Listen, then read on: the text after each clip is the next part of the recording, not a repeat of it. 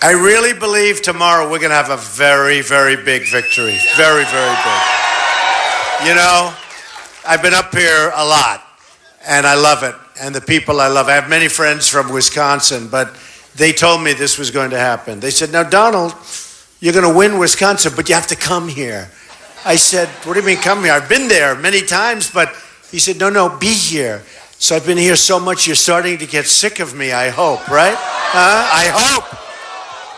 But we've done a lot of rallies, and they've been amazing. You know, we've had thousands and thousands of people that unfortunately we couldn't get in. We can't get the arenas big enough. We're doing 2 more today, and some television and some other things, and we're all over the place. And I'll tell you, the feeling that we have here is incredible. So I just want to thank you all. It's about making America great again, folks. It's not about me. I'm a messenger. I'm really sort of your messenger. But it's about making America great again. Everybody's talking about it. It's a movement going on. That's why the vote tomorrow is so important. You know, your governor, and Steve went through, I don't have to go through the numbers. The numbers are not what people think. The numbers aren't great. You understand that, what's happening here. And in all fairness to him, what's happening in the United States, the numbers are terrible because we're losing our manufacturing, we're losing our businesses, we're losing our money. We have deficits that are so massive, and we have had for years. In a certain way, it reminds me of a friend of mine. He's a very strong guy. He's been sick for a long time, for a long, long time. He was supposed to have died 2 years ago, a long time ago. And he hangs on and hangs on and hangs on. He's an amazing guy, just tough. And I said, wow. And I call him and I say, you doing okay? I am. And, you know, he was so badly hurt. And he was just a strong guy. This country, we lose money all the time. For years and years, we've had deficits. For years and years, we've had bad trade deals. For years and years, we've defended the world at tremendous cost to ourselves. For years and years, like NATO, I get criticized for NATO. I'm the one that understands it. Now experts are saying, you know, Trump really sort of has something we never thought of. The people that study NATO, they're so close to it, they don't understand that it's obsolete. And I'm not saying you get rid of it, and I never did. But I say people have to pay up. If they're going to be you have 28 countries. And why should we be paying a vast majority of the cost of NATO? People have to pay up. The countries have to pay up. So I was being interviewed, and I was talking about NATO. And I said, number one, it's obsolete. This was put in terms of Soviet Union, when the Soviet Union, which isn't here anymore. Now, Russia's tough and all of that, and that's fine. But we need somebody to look after terrorism. You know, there are new threats now that they didn't have 68 years ago, a different kind of threat. Different countries involved. It's different from the 28 countries that you have right now. Some of them have overlap, but some are much different in terms of terrorism, because today we have a radical Islamic terrorism threat, a term that our president doesn't even want to mention. I mean, here's a guy makes a deal with Iran, who, by the way, he's just clueless, folks. He's clueless. He makes a deal. It's so sad.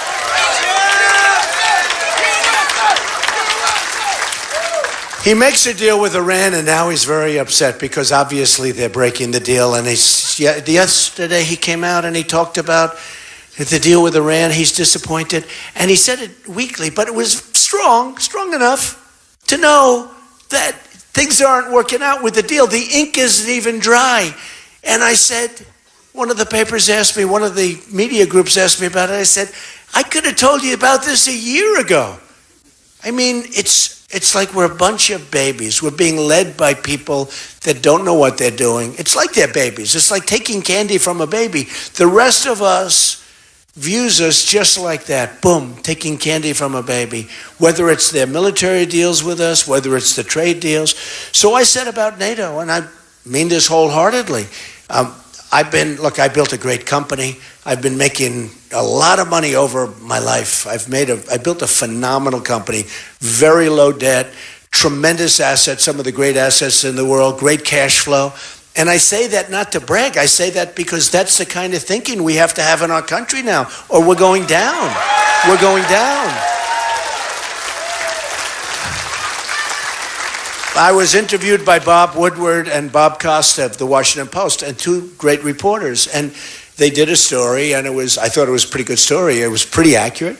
I don't know where they had it on this, but somebody came out that I said, we're in a bubble, big bubble. Could be a really ugly bubble. You know what that is, right? Bubbles. Bubbles aren't pretty. We've had bubbles. And when they burst, it's not a good thing. And what I said is we're going to go into a massive recession. But I also say, if I'm president, that's not going to happen.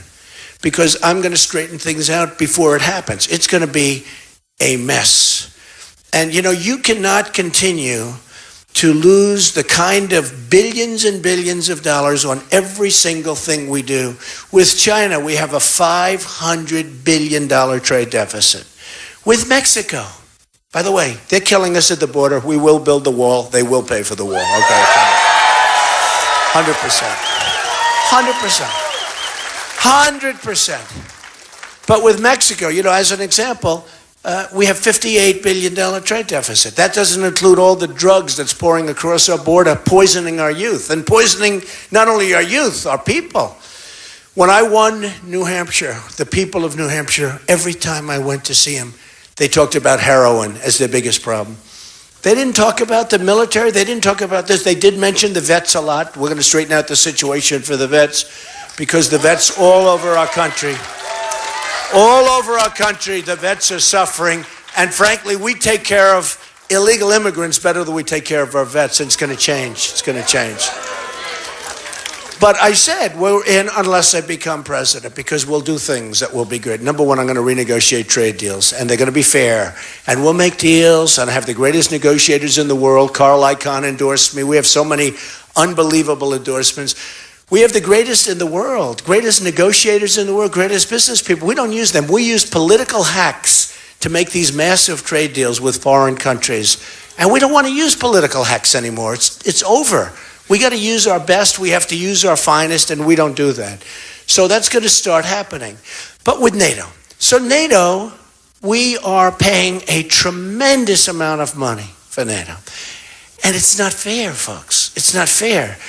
And I would get together, and I'll say to the countries that haven't paid and that are paying not their fair share, and they know they're getting away with murder, but why should they do it? Nobody calls, nobody talks to them and says, we're defending you and you're not paying.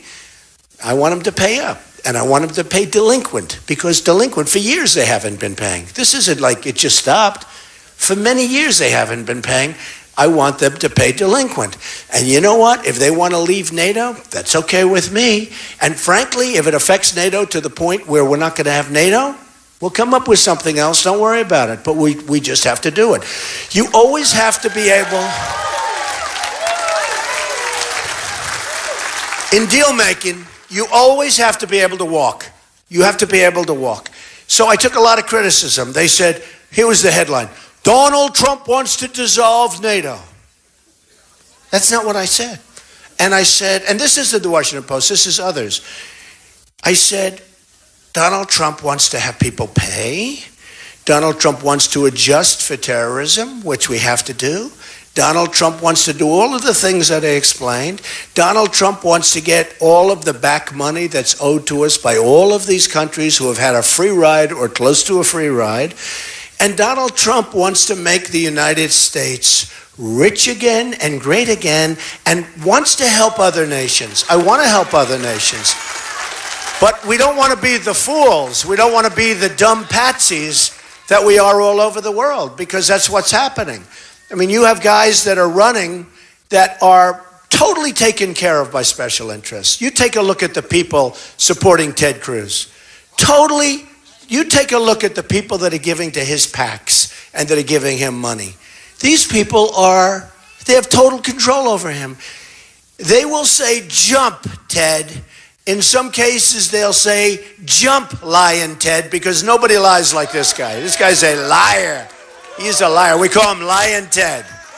You notice I win the evangelical vote. He's always walking in with the Bible held high, puts it down, then he lies. Remember what he did to Ben Carson, a phenomenal guy who endorsed me in Iowa. He said, the election's over. Ben Carson has left. He's left. It's over for Ben Carson. He's left. Vote for me. This was on election day. This wasn't the day before. This wasn't the day after. This was as people are going in, they're screaming that Ben Carson had left. And he said he didn't know about it. He knew about it. He knew about it. Then they had a voter fraud. You know, the voter, you saw that, the voter thing, where the whole thing. Look, this is a dirty business, this politics. I've never seen lying like this. I've never seen deception like this. The media is very dishonest because they don't give out the true story. They don't give out. They give out. No, they don't. They're dishonest as hell. They're so dishonest. They don't give out the true story. They're very, very dishonest people. And sometimes they are maybe for, you know, they give sound bites. Like when I talk about NATO and I talk about the economics of NATO. I'm sorry, we have to talk about it. But we can't be the patsy for 27 other countries. We can't do that. We just can't. And they don't mention that. They just say, Donald Trump wants to destroy NATO. And you always have to be able to walk. So let me give you another example. They said, Donald Trump wants to arm with nuclear Asia. Of course I don't want to do that. My biggest, and in my opinion, the biggest problem, you know, President Obama said the single greatest problem that the world has and our country has is global warming. Okay? No, think of it. I mean, he actually said that. I went back and I said, please check, because maybe he said it as a joke. Maybe he said it. He said global warming is our biggest problem. Okay. We have problems, okay? We have some big problems. We may have a global warming problem, but it will be of the nuclear variety if we don't have smart people in office and soon. And soon. Global warming is not our biggest problem, folks. Believe me. Do you ever notice they have global warming, they have extreme weather, they've named it so many different times. Now I hear they call it extreme weather a little bit more, but they've changed the names so often, right? So often. They just weren't working, the names. And forget that. We have a problem, and the problem is nuclear, and we have to be very careful. We have to build up our military because our military has been severely, severely depleted. We have a military that's been cut back so much. I'm in the real estate business. I get these things from military bases passing my desk. You know, they send me listings, right? Like some people get houses, I get military bases. It's crazy. My life is crazy. But I say, how many military bases are for sale? We're selling all these military bases. Why? What are we doing? And you know, you see Russia is expanding its military all over. They're building all sorts of areas all along the borders of different parts of Russia. They're expanding. You look at what China's doing in the South China Sea, and they say, oh, Trump doesn't have experts. Let me tell you, I do have experts, but I know what's happening. China's not, and look at the experts we've had, okay? Look at the experts. All these people have had experts. You know, I've always wanted to say this. I've never said this before. With all the talking we all do, all of these experts, oh, we need an expert. The experts are terrible. Look at the mess we're in with all these experts that we have. Look at the mess. Look at the Middle East. If our presidents and our politicians went on vacation for 365 days a year, if they went to the beach, we'd be in much better shape right now in the Middle East. Right? We'd be in much better shape. I mean, these people don't know what they're doing. They say, Donald Trump needs a foreign policy advisor. Supposing I didn't have one, and I have a lot of people. I met last week with a lot of people, all good people. But supposing I didn't have one, would it be worse than what we're doing now? The people, the experts, and I'm not knocking them. I'm just saying the world is a mess. We've helped make it a mess. We've totally destabilized the Middle East. Had we not gone into Iraq, and then the way we got out of Iraq with Obama was a disaster, because once we were in, we could have maybe kept some people, but what's really the thing I would have kept? The oil. We left, and now ISIS has the oil, and Iran is taking over Iraq. So for years and years and decades, Iran has wanted to take over Iraq, and they couldn't do it. They'd fight and fight and fight. and they were equal powers, and one would win and another one would win. They'd go 10 feet left, 10 feet left, then they'd rest. Boom, boom. This would go on for decades, right? We knocked the hell out of Iraq, and now Iran's taking it over. They're reporting to Iran. And Iran's going to get one of the great, you think the deal they made was good? Which Obama now says they've violated? They violated the deal before they even signed it. They're buying missiles from Russia. I heard they're buying missiles from Russia like 2 or 3 days after they signed the deal. They go out and they buy 118 Airbus planes, right? The big jetliners. Made in Europe. They don't buy Boeing. Then somebody said, well, they're not allowed to buy Boeing because they're not allowed to buy in this country. I said, really? So we give them $150 billion, but we restrict them. So why, when you made the deal, didn't we take that restriction off? That's a restriction we could have taken off. Because one of these geniuses that work in the media, they said, well, Donald Trump didn't know that they're not allowed to spend here. And you know what? That's the case. And, you then make it part of the deal. You take it off. We want them to spend their money with Boeing. We don't want them buying Airbus. We want them buying Boeing. It's America first. America first.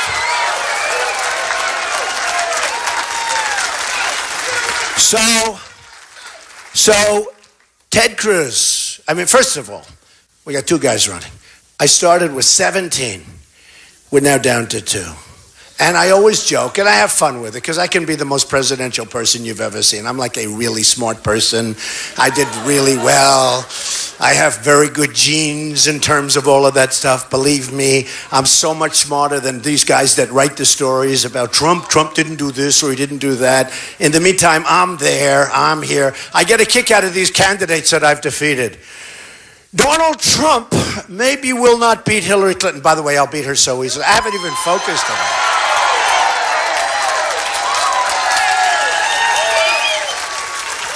I haven't even started on Hillary. The only time I did was 2 months ago. She said something nasty. I said it back, and her poll numbers went like this in one day. And she had a tough time that evening with Bill, believe me, I will tell you. So I haven't even thought about Hillary. But, I get a kick out of these guys that I've defeated. Donald Trump will not beat so-and-so. I say, but I beat you. And I beat Walker really badly. Don't forget, when Walker came in, I wish I had it. I'm going to show it today at one of the rallies. We have rallies. In fact, my wife is flying in for these rallies. We have a big one in the afternoon. And Melania is coming in. It's going to be great. So let me just tell you, we're going to have a lot of fun. I'm going to show the plaque. I should have brought it for you, this group. Oh, well, all right. You'll see it on television, okay? It's the same thing. But I got a plaque from Walker saying this and that. Okay. Here's the story. When I was in South Carolina, I was running, and I was running against a lot of guys, the face of the Republican Party, the future of the Republican Party, all of these different guys big in the Republican Party. I wasn't expected to win. This was Cruz's battleground area, they said. This was going to be great for Cruz, but Rubio was tough. Then all of a sudden, Nikki Haley, the governor from South Carolina, who's very weak on borders, very, very weak on illegal immigration, unbelievably weak on it, she supported Rubio. It was over.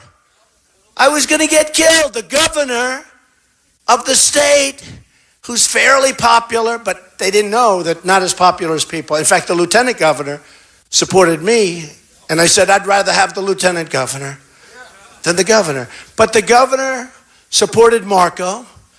And I said, that's bad. And guess what happened? I won in a landslide. Same thing's going to happen here. I think the same thing. I don't know. Maybe not. Maybe not. Maybe not. You have a governor that's got a lot of false information out there. You saw the numbers. I don't have to read you the numbers. I can tell you job creation is low. You're an average state in terms of the states around you. All of that stuff. Plus, there's a lot of turmoil here. Wouldn't it be nice, we're all fighters, especially the people in this room. My people are fighters. I love my people. In fact, one of the pollsters came on today. They talked about Trump has like this 35% base. And I thought it was good. I love these people. They said there's nothing, and there has to be something. But they said there's nothing he can do to lose those people. And I said, wow, that's a big statement. Should we try it? No. But they said there's nothing he can do to lose that base. Now they said he has to expand his base, and we're expanding plenty. But they said there's nothing he can do. We had a poll come out the other day. I think it was NBC came out 42%. That's with 3 or 4 people in the race. We had one come out 53%. But my people are incredible. They then interviewed a woman, and you know the reporters are always negative. They always put negative. Well, you know, Donald Trump said this, or would you still want to be with Donald Trump? She said, there is absolutely nothing he can do, and nothing anybody else can tell me where I will cast my vote for anybody but Donald Trump. This was this beautiful woman. Oh! I wanted to grab that television set and hug it.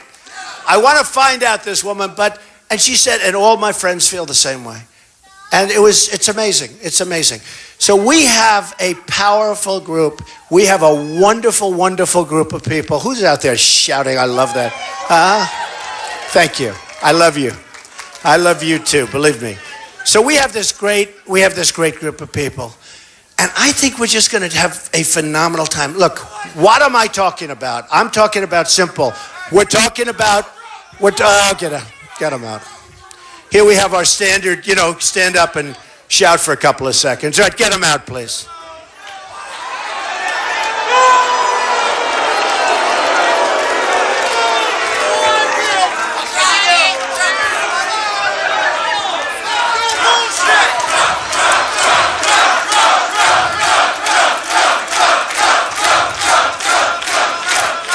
I wonder what state he came from. They send him around. The last person Hillary wants to run against is Donald Trump, believe me, folks. And they send him around. Yeah. Okay, good. Yeah, fine. It actually sort of makes it more interesting, though, doesn't it? Otherwise, we could get a little bit bored. We get a little bit, so this is good. Everyone, you'll probably have one or two.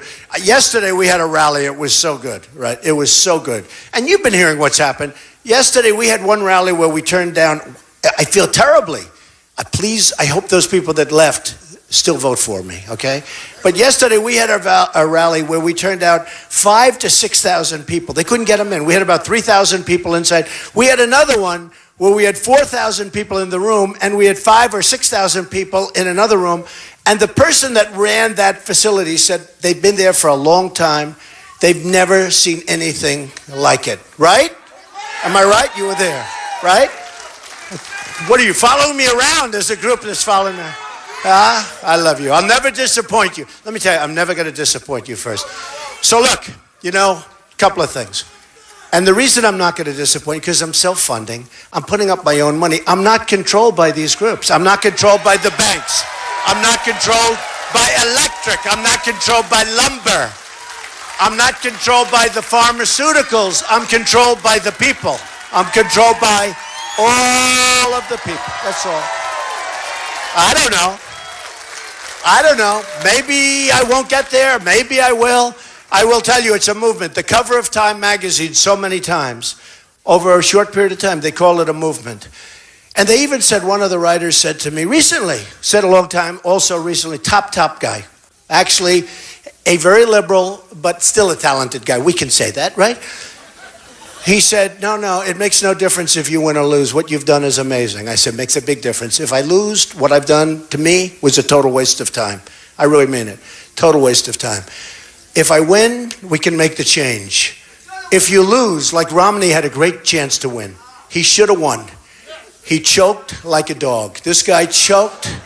And I don't want to support. I'm never going to go back. It's when you're rough with somebody, like I said yesterday to one of the people, well, Ted Cruz is having a hard time saying he's going to endorse you. I said, let me make it easy. I don't need his endorsement.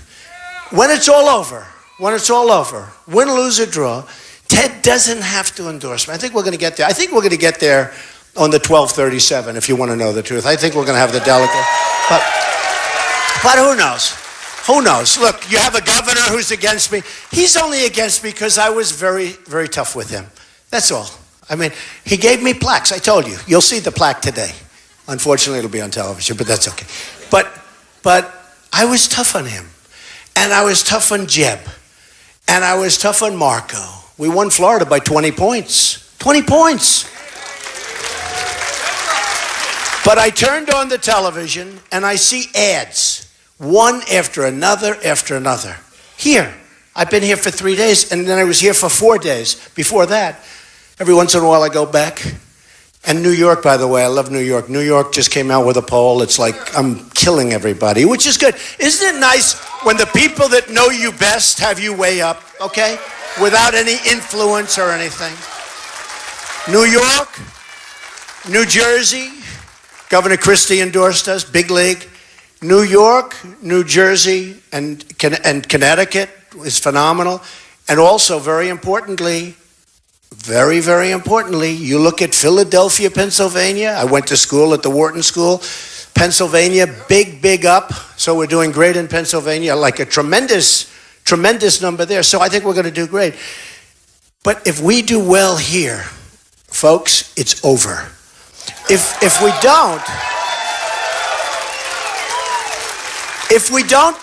we don't win here, it's not over. But wouldn't you like to take the credit in Wisconsin for ending it? Give Wisconsin the credit for ending it. And then we can focus on Hillary instead of these two guys. So look, I don't know what's going to happen. I hear we're doing very well. I hear the polls right now are very, very close. And my friend was right, come here, and I've enjoyed it. I've made new friends, a lot of new friends. But I'll tell you what, I turned on the television last night, and every ad was negative to Trump. They're untruthful ads, by the way. Most of them are. Not all of them. Couple of them are getting pretty close. But they're all negative ads. And they're spending millions of dollars on negative ads, all right?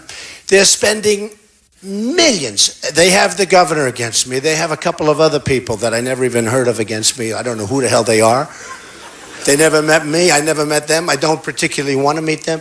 But they have the governors against me. And I remember with Nikki Haley when she came out and it was over, and then I won in a landslide, South Carolina. It was over. And I have a feeling the same thing's going to happen here because Walker has not done a great job. He has not done a good job. And by the way, he's been okay. You're average. I hate to say it. You look around your surrounding states. You know what you are? Average. You're not average people, right? So big deal. You got the governor. And the only reason he's doing it, he hates Cruz. They all hate Cruz. Everybody hates Cruz. Lying Ted Cruz. There's a guy, he's in the United States Senate, and until a week ago, he didn't have any senator endorse him. And the senator that he respects the most in the world is called Senator Jeff Sessions. And Senator Sessions endorsed me, okay? He'd go around and tell stories, Senator Jeff Sessions on the border. He's an incredible guy, highly respected by everybody. And Senator Jeff Sessions, who I don't think ever endorsed a presidential candidate, I'm pretty sure, he endorsed Donald Trump, which was a shocker to Cruz and a shocker to the dishonest people back there. Except for John Roberts, he's fine. John is very honest. Right, John? So look, here's the story. Because again, the media got it wrong. I said Kasich should get out. Now, normally I wouldn't say that. But Kasich, here's the story. We've gone through many, many states. I've won, I think, 22 states. Cruz gets up, he says, I'm the only one. You know, with this, I wish he could just talk normally every once in a while. You ever hear that? I'm the only one that has proven that I can beat Donald Trump. Remember in the debate? I beat him 5 times. And I looked over and I said, yeah, but I've beaten you 22 times. Remember that? Remember? And he stuck like this. He didn't say anything. You know, he's a debater, but he can't talk. So he's not a debater either. According to every poll, I beat him in the debate. But here's the story with Cruz. Cruz is not going to do it. But Kasich, he's 1 for 30. In other words, think of it. He's lost like 29 or 30 or 31 times, whatever the hell it is, every single state and every single island, he's lost. He's lost everything. He's lost everything. And I would have beat him, except instead of going to Ohio for one more day, I didn't want to take a chance. You know, a phony poll came out, because these guys give you phony polls. I was up in Florida by a tremendous amount, like 20 points. And I said, oh, great, I'm going to Ohio. And then a phony poll came out from one of the phony people back there. You know, they call them, I won't tell you what they call those polls. They call them dirty polls. They're dirty polls because they're phony. And it said, headline, Donald Trump rapidly losing his lead in Florida. He's rapidly losing his lead. He's down to only 6 points. He was up 18 or 19. He's down from 18 to 6. This is like 3 days before the election in Florida. I said, oh man, I can't leave Florida. I've got to stay here. I've got to make sure I won. And I had a rally that night, which was unbelievable, in Boca Raton. And I had other rallies, and it was great. And then I won in a landslide. And if I would have gone to Ohio, instead of listening to the dirty poll, I would have won in Ohio. It was so close, I was going to win. And I was all set. But I didn't want to take a chance with Florida. But here's the story with Kasich. Let's say he's won, and that's his own state, where he has a machine behind him, et cetera, et cetera. So he's 1-30. He ought to get the hell out, honestly. And you know what? That doesn't mean he has to quit, because he can go to the convention and put his name and say, I want to run for president. Because in all fairness to Jeb Bush and to Marco Rubio and to Rand Paul and to every single candidate that went out and worked hard, that frankly in most cases have done much better than Kasich. They could have stayed. You know, he's just like a stubborn guy. He's stubborn. He doesn't want to leave. They asked him the other day, are you going to leave? No, not going to leave. And let me tell you, he hurts me much more than he hurts Cruz. Cruz wants him out. Cruz is wrong. He hurts me. In fact, a recent poll came out where I get many more of his votes than Cruz gets. So Marco should have stayed in, and the other ones should have stayed in, because they're doing better, and they were doing better than Kasich. So he's just saying there. He's not even campaigning here. He's gone. He's right now in other states campaigning because he feels he's not going to do well in Wisconsin. And he's right. I don't think he's going to do well anywhere. So if he wants to run, let him go to the convention. Let him he's the governor, and we're talking about Cleveland.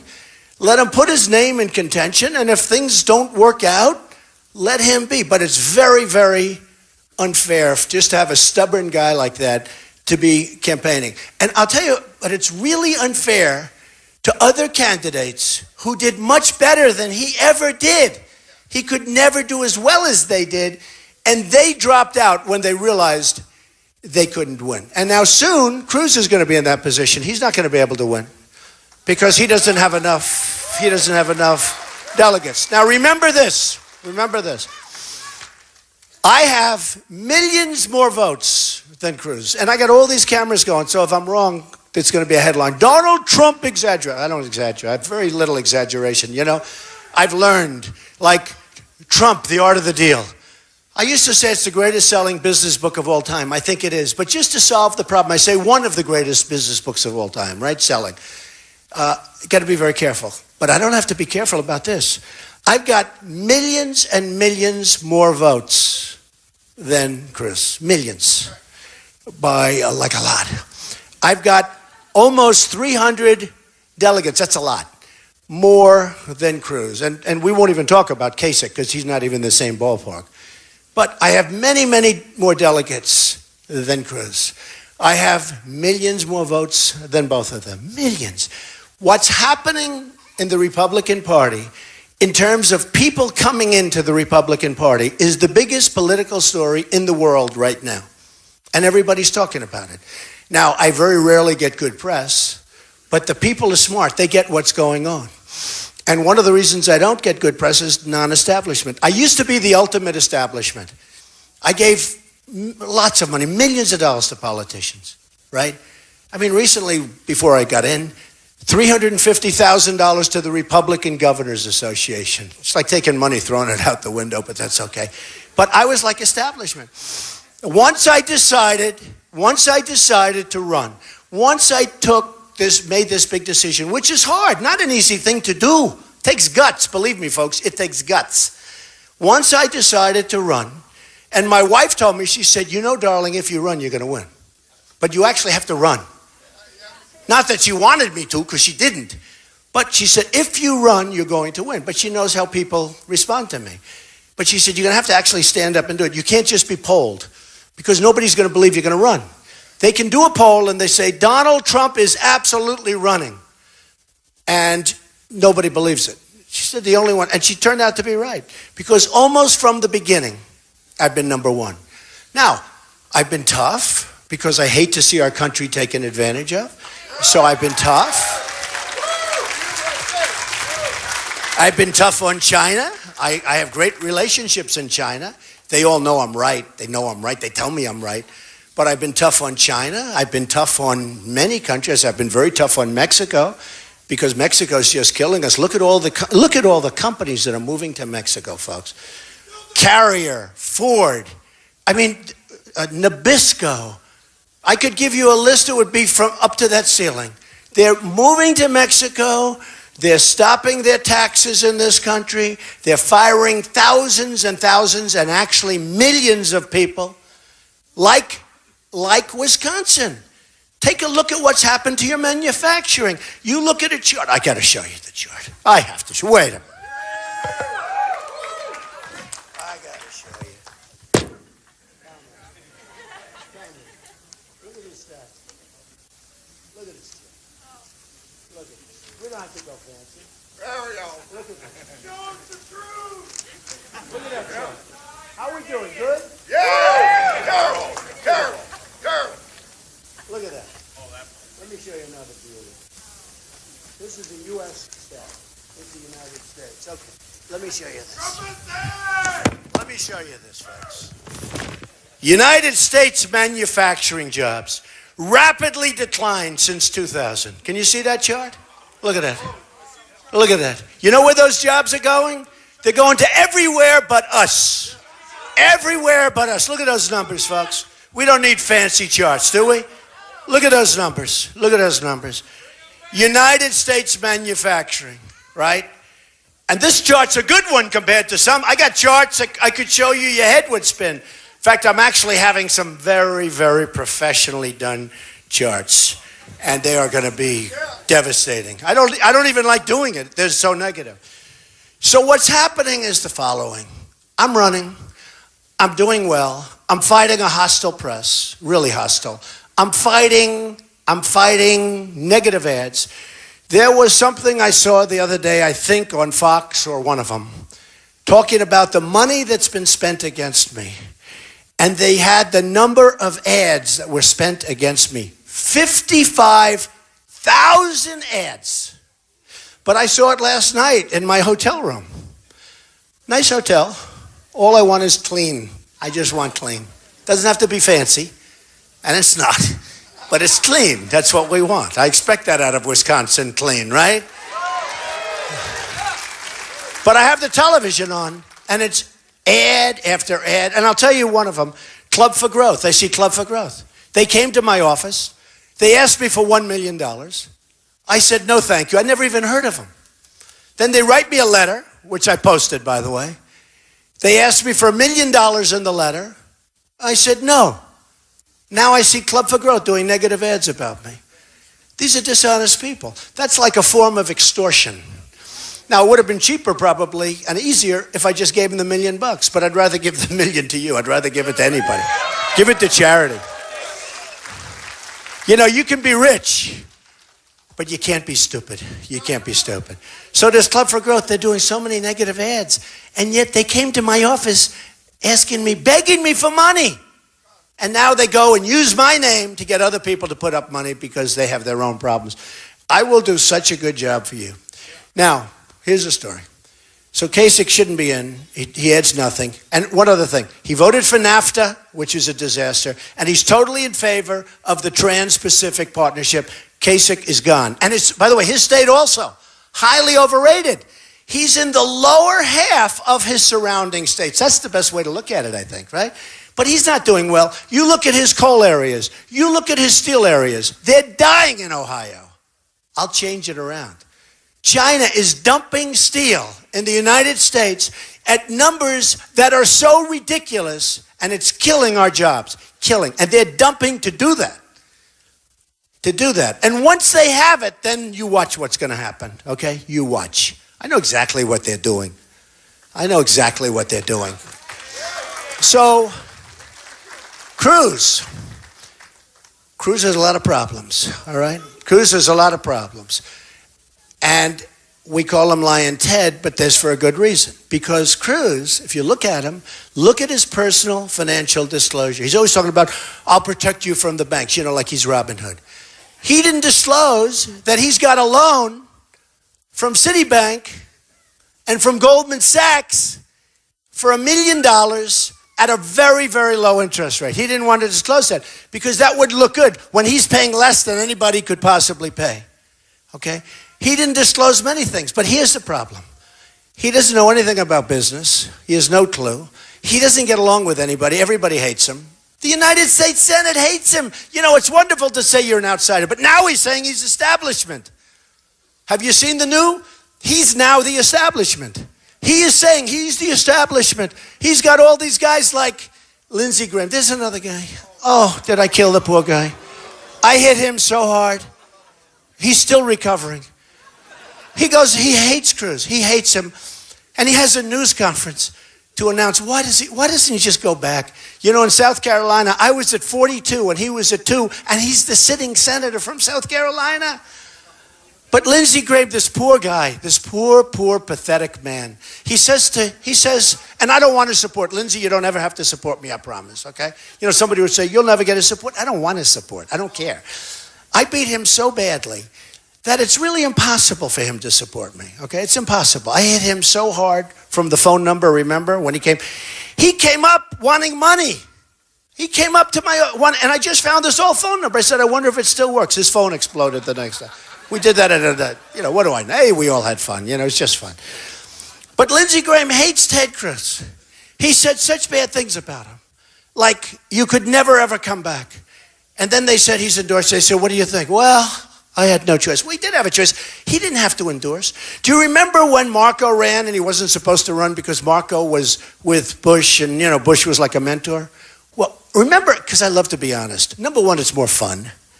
Number two, in a way, it's easier. And I get myself in trouble, but I like to be honest. I think it's great. And what we need is less political correctness. We have to get the job done, folks. But do you remember when I said that Jeb Bush and Marco Rubio can't stand each other, right? They hate each other. And they said, no, no. And here's what I hate about political speak. It was obvious they couldn't stand each other. Don't worry about the phone. Don't worry. It was obvious somebody's phone's going off. It was obvious that they couldn't stand each other. They hated each other. You could see it. And they'd ask Jeb, and Jeb also supported. They have to support, because sometimes I hit too hard. A great athlete said, sometimes you hit too hard. And I said, you're right, but I have to do it. I have to win. And we have to win. The country has to win, by the way. Most importantly, the country has to win. But you remember where Jeb, and they said, what do you think of Marco? He is my dear, dear friend, and Donald Trump is not a conservative. I'm so conservative. I'm not a conservative on stupid trade. You know, free trade is great, but stupid trade is no good, okay? And we have stupid trade because we lose with everybody. We're losing, we're getting the money sucked out. I told you about my friend who's hanging on because he's got great genes. He's hanging on. This country is hanging on. It's amazing that with all of these losses for so many years that we still have a country. It's amazing. This country, I make the analogy because our country is hanging on. Our real job number is over 20%. It's not 5%. And the jobs we have, even the other side says the jobs are bad jobs. Okay. But then they ask Marco, what do you think of Jeb? He goes, he is my dear, dear friend. And then he goes, about me, he goes, he's a man of great talent. I said, that's strange. Why would he say that, right? He's a man. And I'm saying to myself, I wonder why. And I said, you don't understand. At the debate, remember Jeb was saying, well, Marco's my dear friend. And Mark would say, Jebs. And I said, they hate each other. It turned out they hated each other. You know, it's one of those things. Ultimately, I'm right about things. Ultimately, I'm right. I wanted to say I'm always right. I would have said it, except there's so much press. You know, they'll say, oh, well, maybe. But I'm pretty right about things. I've been right about government. In my book in 2000, I talked about Osama bin Laden. That was 2 years before the World Trade Center came down. People said, I don't believe it. But you need somebody that's not going to be controlled by the special interests. You need somebody... You need somebody that, because I will tell you what, the lobbyists, these are the greatest. These people are brilliant people. They've raised millions, tens of millions of dollars for different candidates. And there's always a lobbyist for a different senator, congressman. And they have like emblazoned on their forehead, Cruz, Cruz. Hillary's got many of them, Hillary. But you go to these people, you need something, you own a big company. Or you're having a problem with a country because you're not able to rip off the United States enough with a trade deal. You go see these lobbyists, almost guaranteed they produce. With me, won't happen, folks. With me, pharmaceuticals, you know, there's a bad bidding process on pharmaceuticals. There's a bad bidding process for everything. We have such unbelievable potential in our country. We can make our country so good and so strong, and it's going to take place pretty quickly. We're going to negotiate new trade deals with the smartest traders and the best dealers and the best business people in the world. We're going to do something like you've never seen before. We're going to make America great again. We're going to make America strong again. You're going to be so proud of your country. We're going to start winning again. We're like the big bully that gets constantly beat up. You watch the bully get beat up. That's us. We're beat up by everybody. Russia toys with us. China toys with us. Mexico laughs at us. They can't believe how stupid we are. It's all over, folks. Those days are over. You're going to be so proud of your country. You're going to be so thrilled and so proud of this country. You're going to say this is one of the great days that you came here. And you're going to say that tomorrow's vote, and I have to say, go out and vote. But you're going to say tomorrow's vote was the greatest vote you ever cast because you're going to be proud of your country again, okay?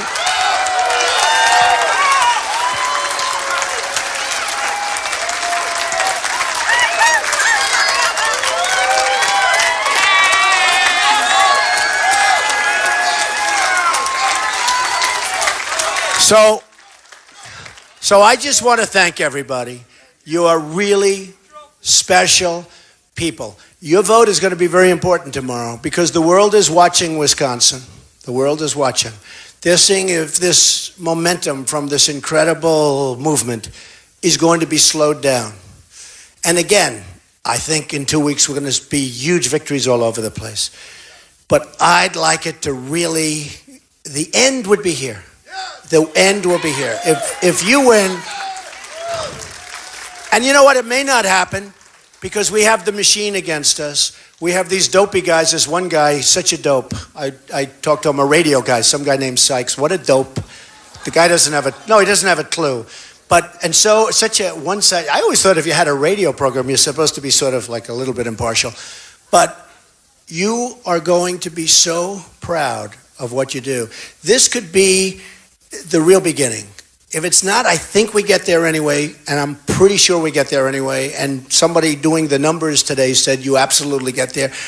I want to get there with Wisconsin. This will send such a signal that this will send such a signal that the people of our country are so sick and tired of incompetent representation, of incompetent leadership, of people that don't care for them, of people where we've been disenfranchised. I mean, we've literally been disenfranchised. And it will send a signal that we have to represent the middle class. We have to represent business. We have to get rid of rules and regulations that were put in for political reasons and that are destroying businesses, that are destroying farms, that are destroying energy, that are destroying the fabric of our country. We are going to make our country so strong and so great. And I hope every single one of you gets out tomorrow and bring your friends, bring everybody. And you know, you can cross over. I think I'm going to have a big Democrat crossover, and I hope I do. I think I'm going to have a I think we're going to have a tremendous independent. We're going to have a big workers crossover. And we're going to have a big vote tomorrow by people that have never voted before. You wouldn't believe it. 30, 40, 50, 70, 80 years old. People come up to me, Mr. Trump, I've never voted before. This is the first time I'll ever vote. I'm so proud to be voting for you. And you know, they even talk about that. That's never happened. These are people that have never, it sounds in a way bad, right? But they love the country. They've never found anybody they wanted to vote for. So get out tomorrow, vote. You watch. You will be so happy. Thank you very much. We're going to make America great again. Thank you, everybody. Thank you.